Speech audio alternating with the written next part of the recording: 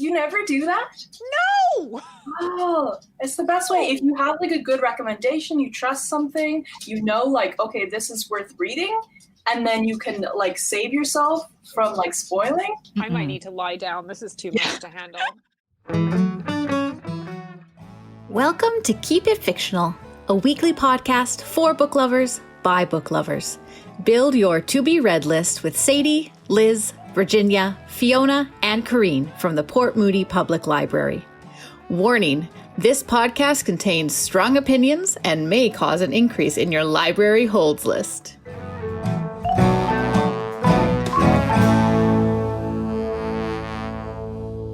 Hello and welcome everyone to another episode of Keep It Fictional, brought to you from the Port Moody Public Library. I'm Virginia and I'm here with my fellow book lovers, Sadie, Fiona, Corrine, and Liz. All right, before we go on to our remaining picks, we have the question of the day. This question is actually kind of inspired by my husband because I borrow books for him, and the first thing when I bring them home, the first thing he will look at, he will open the book and see what tense the book is written in. He will not read any book that is written in present tense, especially first person present tense. It doesn't matter what kind of story it is, like he will not. So I wanted to ask everybody here, other than content, so not talk about content or like what you like about the author or not, are there things that seem kind of trivial or small that will stop you from reading a book? That things that you're like, no, I really can't deal with that. You know, like we talk about bad covers, for example. So, Fiona, are there things that bug you that you will not read a book because of that? I was so hoping you wouldn't ask me first. The only thing I can really think of is page count. I don't really do, like, I like things that are under 300 pages, and I usually won't pick something up if it's over that. Sadie? Honestly, not really. Like, I think you kind of mentioned, like, content things, but apart from that, there's not much in, like, the physicality of a book that will sort of turn me off or things that I specifically refuse to read. Oh yeah, I think my choices more come down to content than anything else. Corrine, any pet peeves? Oh yes, of course there are. Size, like if a hardcover book is like the wrong size, like it's too big or too small, and then it's like clunky. Like Kate Morton, I love you, but your books are just like unwieldy. As well as I don't like a weak spine. Like I don't like cracking a spine that really because then the book's going to fall apart after the first reading. So I like a sturdy spine, like it's going to stick together. It's good to page through. But the other thing that drives me insane is if the spine binding on it is too close so that you really have to curl around, and then you feel like I might break the spine if I'm not careful. Right now I am reading The Wrong Stars, and I'm like, oh, it's really hard. Like the words are just getting too close to the gutter, and I'm like, ah! Yeah, so a couple things. Just a few. Liz? I gotta agree about page count, and it won't necessarily be a deal breaker, but it'll deter me unless there's a really good other reason to take out a doorstopper. So right now I have a copy of Barack Obama's A Promised Land, which clocks in at over 700 pages. And I think that's not even counting the pages as photographs. And the paper is almost like Bible paper. So that's a little bit scary. It's not really meant for bedtime reading, but because it's an Obama book, I mean, I will persevere and take the time to read it just as he took the time to write this lengthy document. Another thing that will kind of make me question whether I want to read a book is hype. So if all of a sudden every single outlet, whether they talk about books or not, all of a sudden is like, we love this book. This book is so amazing. Everybody should read it. Everybody will love it. I very well may love it if I took the time to read it, but that will kind of make me go, I don't know. Maybe I want to give some love to those authors who aren't getting all that publicity or or talking about topics that aren't really popular. I kind of know what you mean. Like if everybody's talking about, sometimes I'm like, eh. Like that's why I think it took me like years before I started reading Game of Thrones, because I didn't want to read it when everybody was talking about it, because I'm like, I don't want to. But yeah, so I get it. See, I didn't think I had anything that bothers me until my husband reminded me that I recently borrowed a book called The Old Drifts. It is a science fiction that won one of the Arthur C. Clarke Awards. I'm like, I want to know what that is. And I couldn't read it, even though it sounds super interesting, because I guess the publisher decided to divide up the segments of the book is they use a tiny little icon of a mosquito. So every single time I turn a couple pages, I see this little mosquito that looks like it is an actual bug on the page. And I couldn't deal with that. So I'm like, no, can't read it, and I stop. And I feel so bad because I really, really want to read it, but I cannot deal with these random bugs that just show up on the page. So nope. So that is my thing, apparently. Maybe an audiobook version. It's a very long book. It's going to be a year-long audiobook project. So maybe not. I wonder what the ebook is like. Maybe I have to find the ebook. Maybe there's like a zzz, or like a sound effect.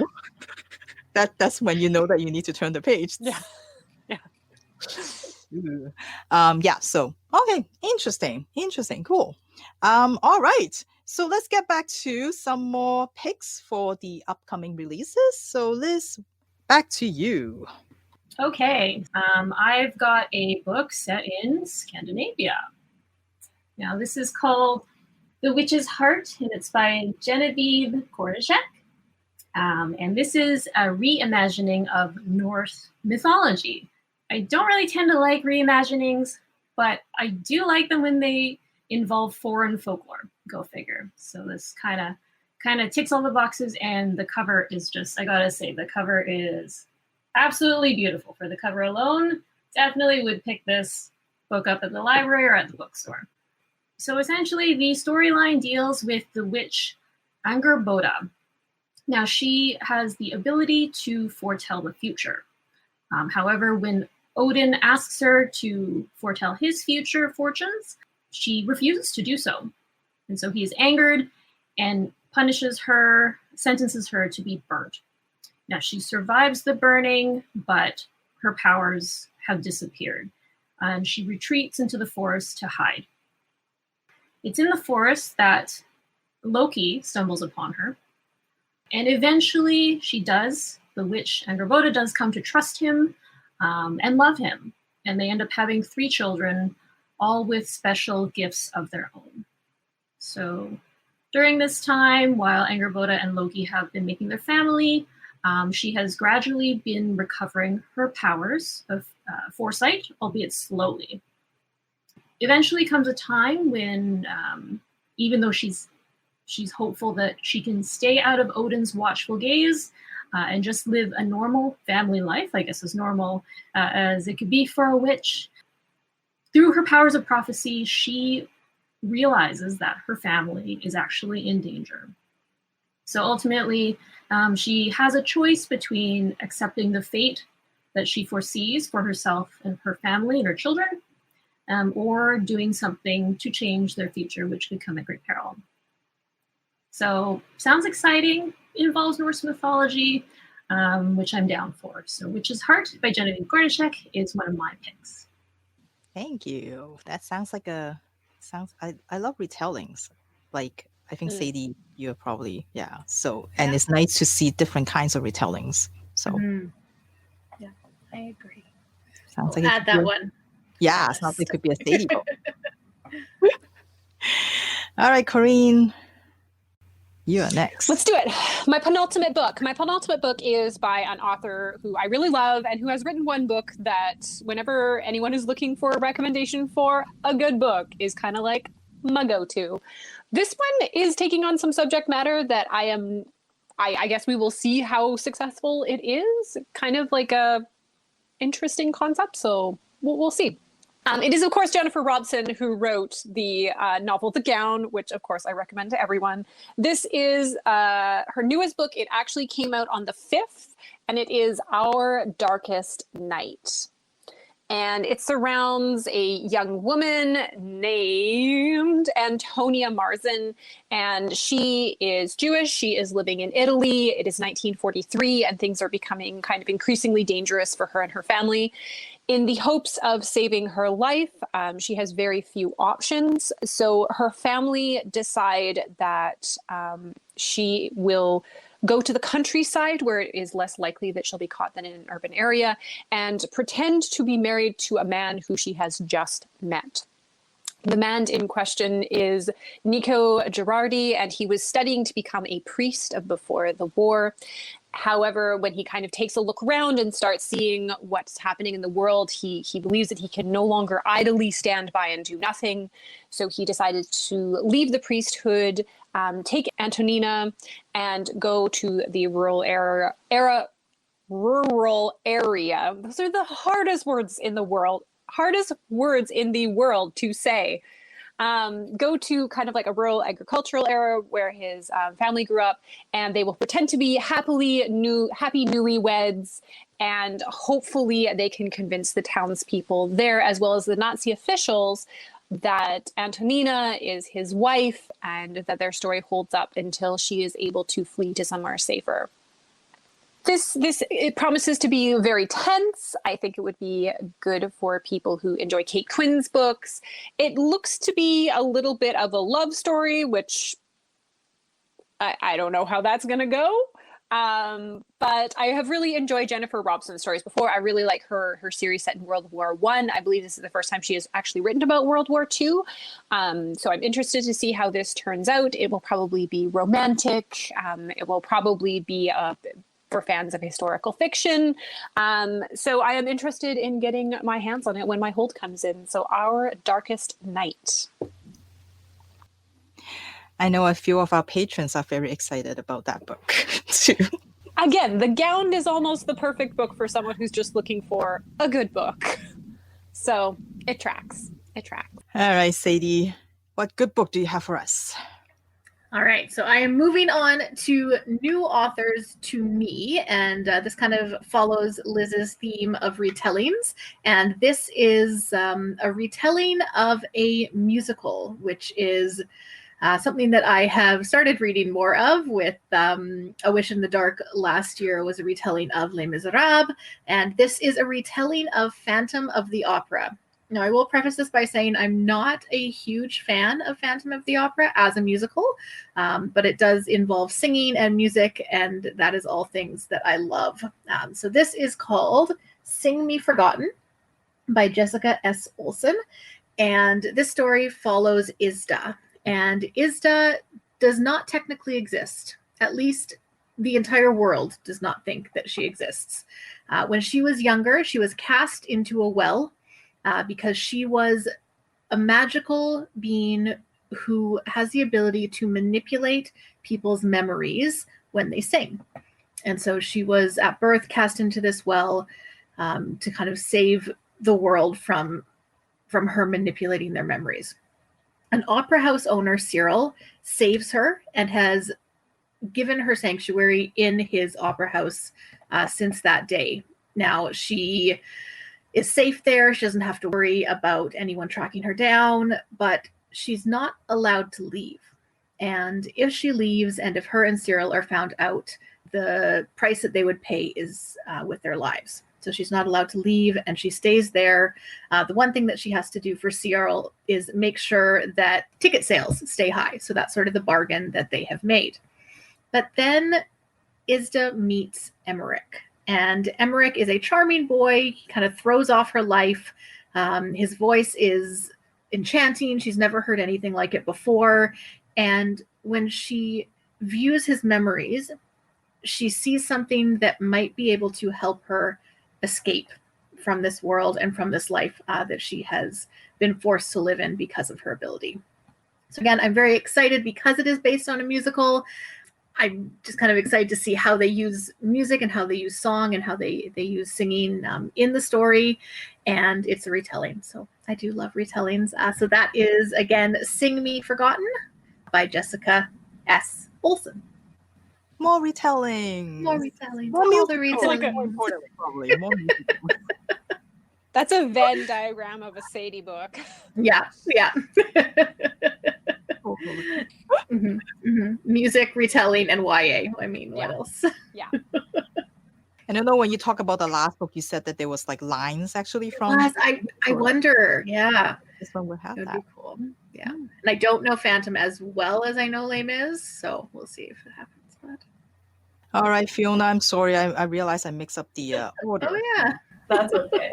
All right. So my fourth pick is a graphic novel, and it is the fourth of 4 in a series by Katherena Vermette. She is a Governor General Award winning author for her book, The Break. Illustrations are done by Scott B. Henderson, who is not Indigenous, but he has worked at length with Indigenous authors to bring their works into comic books. So this is 4 of 4, and they're very slim comics about Echo. So the series is called A Girl Called Echo, and this one is called The Road Allowance Era. Echo is a 13-year-old girl, Métis girl, who is in foster care while her mother deals with addiction issues. She's pretty checked out from the things going on in her day-to-day life in high school until she enters Mr. B's history class, and history starts to become her reality. So she kind of goes back in time in a little bit of like an Octavia Butler Kindred sort of way, where she just kind of gets sucked back in, and it does turn out that it is to the time of her ancestors. So actually seeing people that she's related to. So like I said, they're very slim. So I'm super excited for this to be the fourth one and for them all to come out together, because it's sometimes a little bit hard to follow. But the first one is about fur traders, and then she gets to meet Louis Riel, who's a historical figure that I'm really interested in. And this one, this final one, it takes place when Louis Riel is executed, and the Métis have not gotten their promised land that the Manitoba Act promised, and so they are living on road allowance, which my understanding is pretty much just like squatting on places that could be made into roads at any time, or are basically such unideal lands that nobody wants to live there. So interested and excited for the conclusion of this. It's very powerful to get to see this history visualized, and I find that the author does the partnership, they do a lot, they show a lot rather than tell, and so it's really good at just sort of like bringing you into history. Thank you. Has anybody read that series? Because I haven't, and it sounds interesting. But I'm not a historical fiction person, so I'm like, It's like when you're like, serial killer, no, and I'm like, historical fiction, no. However, I do have a historical fiction next. I don't know what happened here. This is not a Virginia kind of book, but it got rave reviews from some people that some online reviewers that I find quite similar in reading taste. So I'm like, if they like it, maybe I will. And I actually read this book already, and it is pretty darn amazing. So my next book is The Rip King by Ladee Hubbard. Before I go and tell you about this book, my pet peeve about some of the books jacket when they publish a due description is that the description tells you about things that doesn't happen until like way later, like halfway through the book. And this is what happened to this book. So I was really annoyed that it told me about something that I was kind of like waiting for to happen, but it didn't happen until like way past halfway the book. So that is super annoying. People should stop doing that. But anyway, The Rip King is about the staff that work for the Barclay family. The Barclays are a southern white family, and they hire an all-black staff because Mr. Barclay believes that if they are all the same color, then there would be less trouble, according to him. The Barclays used to be very well off, but the times are a little bit harder for them now. And so their business deals are not really going through very well. And so they are kind of losing money. And the only way they really know how to deal with it is to fire some staff, rather than not go shopping or not host these fancy dinners demanding like fancy ingredients. So it is really up to the staff that work there to try to find ways to keep up this appearance of affluence for the Barclay family. And we follow a few of the different staff throughout the book. And we start with Mr. Sitwell, who is the groundskeeper. And he usually works outside, but because there's always work to do inside, sometimes he gets to come in to like serve food. And he also has this like interesting talent that if he tastes something, he can tell you all the ingredients that make up whatever it is. So it's kind of like a parlor trick. And Mr. Barclay loved to show off Mr. Sitwell's talent during his parties. Mr. Sitwell has a soft spot for 3 of the kids that live with the Barclays. They are Mac, Bart, and Frederick. And they are orphans that are taken in by the Barclay family. They sort of have a tradition of taking in orphans, giving them some training, and then send them out to the world or keep them, if they are good. And Mr. Sitwell has a soft spot for them because once upon a time, he was just like them. He was an orphan that was taken in by the Barclay family. And so he really want to watch out for these kids because they don't really understand how unkind and how unforgiving the world is to Black people. And they just don't quite get it yet. And so he wants to make sure that they are safe because any little things that you do wrong will be the end of you. So he just want to take care of them. That's why he was quite upset when he saw these kids reading a book one day. He's like, where did you get this book, kids? Because there's no way that they would have a book. And when the kids keep ensuring him, no, we didn't steal it. We didn't take it. It was passed around from one of Mr. Barclay's dinner guests last week. And he was just giving this novel out. So we just sort of pick it up. Like, we didn't steal it. We promise.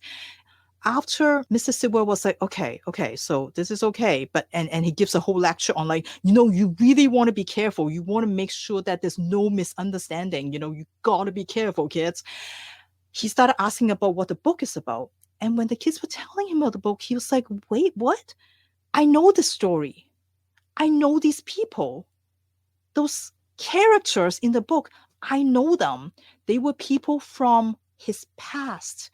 It was people that he used to live with before he became an orphan. And he know those people. But the story that they were telling him, the facts have been changed. The people, races have been changed. Like, everything is just different and it's all wrong. That's not how the story goes. That's not actually what happens. And Mr. Sitwell started to become really upset about this, whoever this is, that took the story and made all these changes. And he started getting a little obsessed. And that is going to set off this whole chain of events that is going to affect everybody in the Barclay household. This is a book about race, about privilege, about people's obsession with Black iconography. It is so mesmerizing. I don't read historical fiction, but this was really, really interesting. I love all the characters. There was some pretty shocking bits that happened. So, fair warning. It's a really, really interesting look at people that lives in times when there are no good choices, when they are given, like, they have forced to make these choices in their life when there is just no good ones. So if you are interested, please take a look at The Rip King by Ladee Hubbard.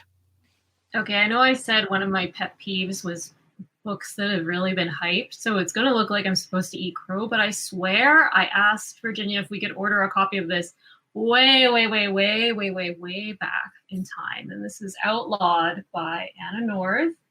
It's getting promoted by all the major pop culture outlets, BuzzFeed, Pop Sugar, that kind of thing. It is also Reese Witherspoon's latest book club pick.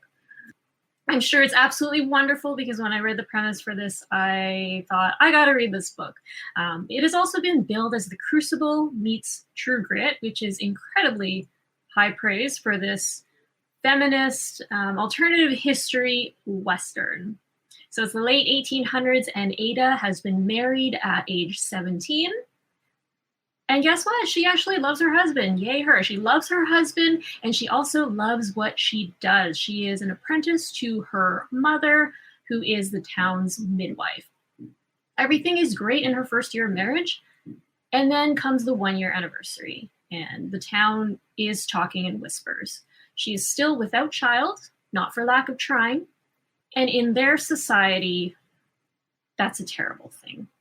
In fact, the people are talking because they think she might be a witch. Why is she not yet born a child? Unfortunately, being deemed a witch is punishable by death. So, because of her circumstances, Ada is forced to become a fugitive.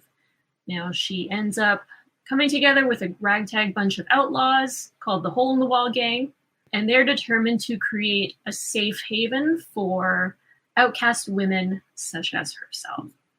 So really curious to see what this world that Anna North has created looks like, and also to see what Ada does with the Hole in the Wall Gang and see if any inroads can be made in their fight for justice.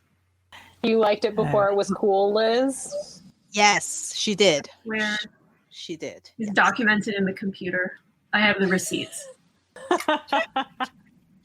I think sometimes a book blows up too because it is like filling a niche that we didn't know like what needed to be filled, and then suddenly it's like, well, we've never seen that before. How come nobody did that?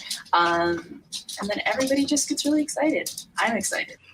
And then there's going to be like 50 other books that are in the same thing coming out. Well, there was already Upright Women Wanted by Sarah Gailey. So it's interesting that certain trends in publishing tend to come up at the same time. So like the feminist Western, cannibalism, all those fun kind of tropes. See, I didn't say it. I didn't mention it. It was a trend. It was 2020. 2021 is the year of the feminist Western, maybe? I'm calling it. All right, Corinne. Last round. All right, my last book is actually my shortest book. This is a novella, part of the, quite frankly, staggeringly good novella series that Tor has been putting out. I've talked about some of them before, each of them getting these incredible voices to write these novellas. My only complaint is that they are too short, and they should all be novels because they're that good. This one is coming out by Aliette de Bodard, who is a French-American Nebula Award winner. She is of French and Vietnamese descent.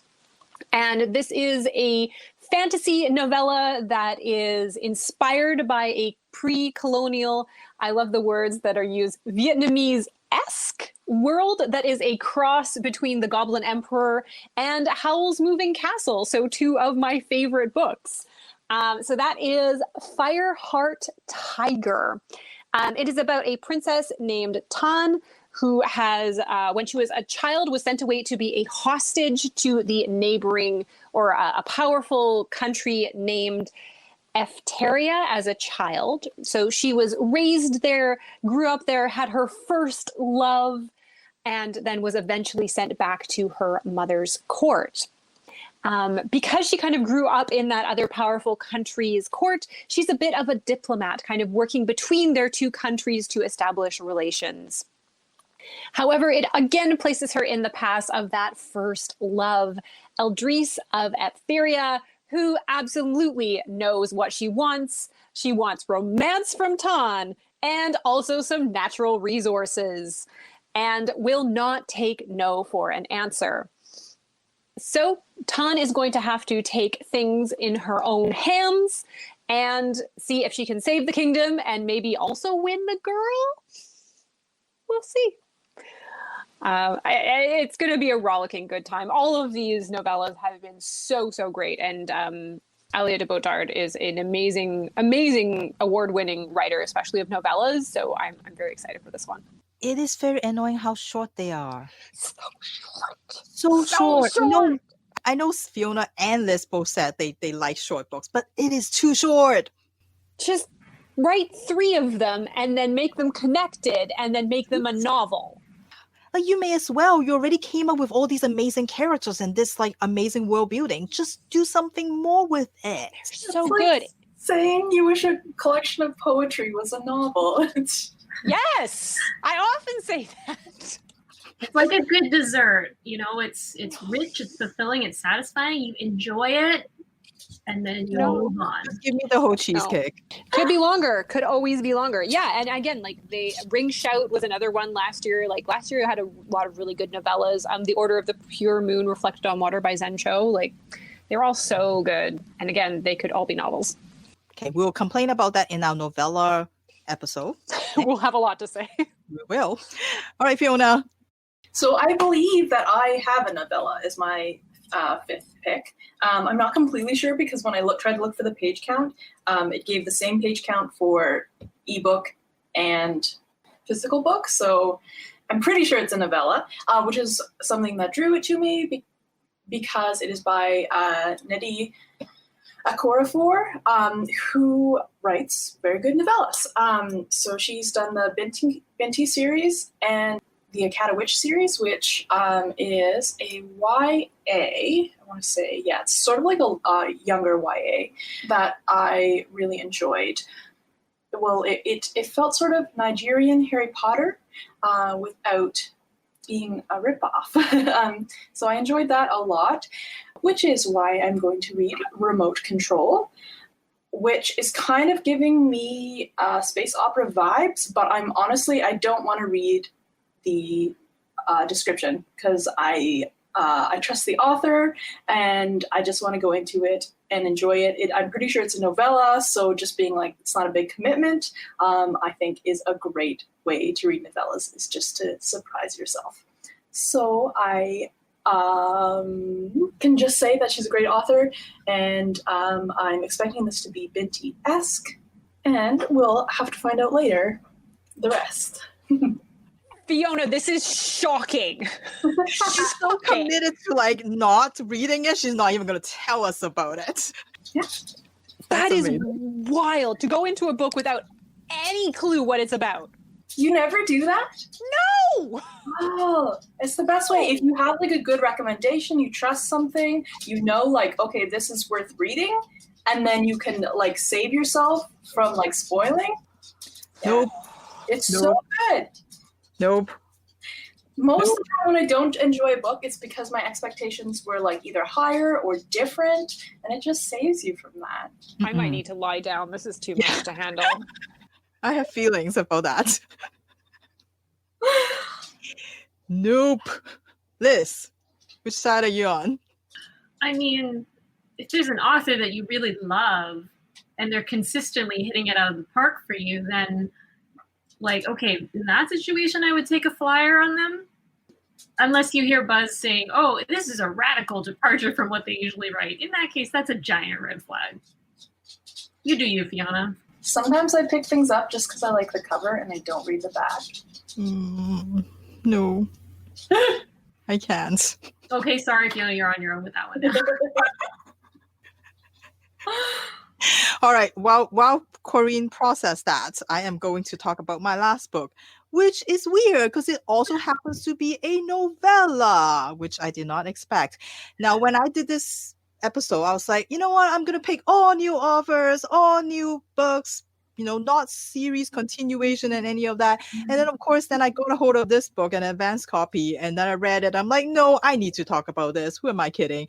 And it is also a book that the first book I've talked about in the episode where we talk about books with blue covers. And so my book is Defekt by Nino Cipri. Also one of those amazing novella, but thank goodness there is a second book. I think this author is doing what Corinne is suggesting. Just write a whole bunch of them. Now, the first book is called Fina, and the reason I think you might remember why I said I was started to read it is because it is set in an IKEA-like Swedish furniture store, the Littenbad. We know that from the first book that because those doors are very confusing, wormholes tend to appear. And when wormholes appear, sometimes customers end up walking into them, not knowing where they're going. And so it's up to the employees to go in and rescue them and bring them back. In the first book, Ava and Jules were the ones who end up having to go into the wormhole because they were the ones, well, Ava volunteered because they love adventure, but Jules really didn't want to go. But she didn't have a choice because she was the one with the lowest seniority. And it was super awkward for both of them because they just broke up. To have to go into a wormhole when you don't really know what is on the other side waiting for you with your ex is very, very awkward. So that was the first book. And in the second book, I'm so excited that Nino Cipri decided to go back to the world because now we find out about Derek. Derek was the reason why Jules had to go in because Derek is the person with the lowest seniority. But on that day, he called in sick. And therefore, Jules had to go in. And so now, in this second book, Defekt, we find out why Derek called in sick and his story. And Derek is somebody who never feels like he fit in. His coworkers don't really, they kind of ignore him, or they just kind of try to avoid him. They don't really care about him. And even though he feels like he's a good worker, he's proud of his work, he feels like he really embodies the values of Littenwald. Like, he really believes in his work. His coworkers just find him a little too sincere, a little too enthusiastic about his work. And they just don't like him for what stupid reasons. Like, they think he blinks too much, and that's weird according to them. So he always find like that he just doesn't belong. And so this is really ultimately a story about belonging, about fitting in, about discovering who you are, discovering that even though you might be different, you are still a person that is worthy of love and everything else. I can't believe like Nino Cipri went and like just pick a one character and just decide to write a whole story about it, and turns out to be super amazing. I am interested. Please, Nino Cipri, if you're listening, I would love to read about any of those employees that work at this store. Just keep giving me more and more of your amazing stories. Please go read Thinner. It's amazing. It's a novella, so it's short. So please go read it. And then afterwards, please check out Defekt by Nino Cipri. Love that book so much. That does sound amazing. I love that book so much. Such a good series. Wormhole with your ex. That's good. Yeah, it was an okay breakup, but it's still weird, right? It's still weird. But yeah, the fact that like they went back in and decide to do another character in the book. So good. Keep them coming. All right. So that is our 25 recommendations for our most anticipated reads in January and to April. So lots and lots of books to choose from. We'll make sure we put a book list in the link underneath our video so that you can check all those books out and put them on hold. But you probably have to wait for some of us, because I'm sure as we're talking, we're all like, hey, that sounds good. We're going to have to put some of those on hold. We'll read fast. We'll try to read fast. All right. So thank you, everyone, for joining us again. This is a super long episode, but there's lots of good books to talk about. So, can't help it. We can't help it. So until next week, happy reading, and we'll see you again. Bye. Bye. Thank you for listening. If you like our show, please tell a fellow book lover about it. You can find a list of all the books we discussed in our show notes. Join us next week for another fun book chat. Until then, keep it fictional.